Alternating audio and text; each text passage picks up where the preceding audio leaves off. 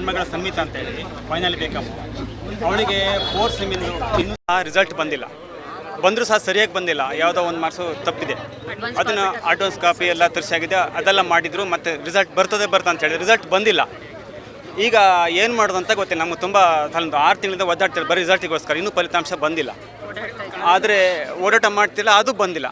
ಅದನ್ನು ಇನ್ನೂ ಅವಳದ್ದು ಎಕ್ಸಾಮ್ ಮುಗಿದ್ಬಿಟ್ಟು ಈಗ ಫೈನಲ್ ಇದು ಪರೀಕ್ಷೆ ಇವಾಗ 6th ಸೆಮ್ಮಲ್ಲಿ ಇದ್ದೀವಿ, ಆದರೂ ಕೂಡ ರಿಸಲ್ಟ್ ಬಂದಿಲ್ಲ.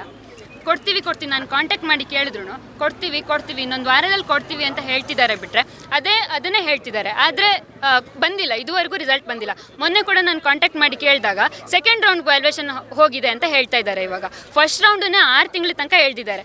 ಸೆಕೆಂಡ್ ರೌಂಡ್ ಇವಾಗ ಮತ್ತೆ ಸ್ಟಾರ್ಟ್ ಆಗಿದೆ, ಕೊಡ್ತೀವಿ ಅಂತ ಹೇಳ್ತಿದ್ದಾರೆ. ಸೊ ನನಗೆ ಮುಗಿತಾ ಬಂದಿದೆ. ಇನ್ನು 5th ಸೆಮ್ ಆಯಿತು, 6th ಸೆಮ್ ಕೂಡ ಮುಗಿತಾ ಬಂದಿದೆ. ಯಾವಾಗ ರಿಸಲ್ಟ್ ಕೊಡ್ತಾರೆ ಏನು ನನಗೆ ಗೊತ್ತಿಲ್ಲ. ನೆಕ್ಸ್ಟು ಕ್ಯಾಂಪಸ್ ಪ್ಲೇಸ್ಮೆಂಟ್ಗೆ ಅಂತೆಲ್ಲ ಬರುತ್ತೆ.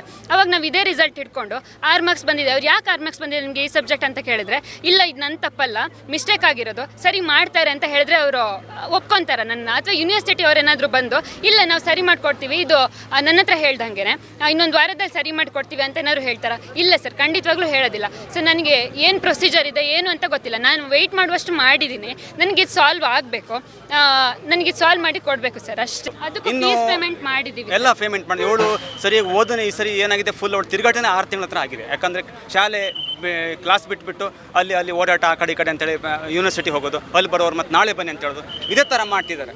ಆದರೆ ಇನ್ನು ಎಷ್ಟು ಟೈಮ್ ತಿರ್ಬೇಕಾದ್ರೆ ಇನ್ನು ಪರೀಕ್ಷೆ ಹತ್ತಿರ ಬರೋವರೆಗೂ ಇನ್ನು ರಿಸಲ್ಟ್ ಬಂದಿರೋದು. ನಾವು ಮಕ್ಕಳ ಬಗ್ಗೆ ಕಲ್ಪನೆ ಮಾಡ್ಕೊಂಡು ಒಳ್ಳೆ ಭವಿಷ್ಯದ ಬಗ್ಗೆ ಇನ್ನು ನಾವು ಏನು ಮಾಡಬೇಕು, ಇದಕ್ಕೆ ಹೊಣೆಗಾರರು ಯಾರು ಸರ್? ಇದಕ್ಕೆ ಉತ್ತರ ಕೊಡೋರು ಯಾರು?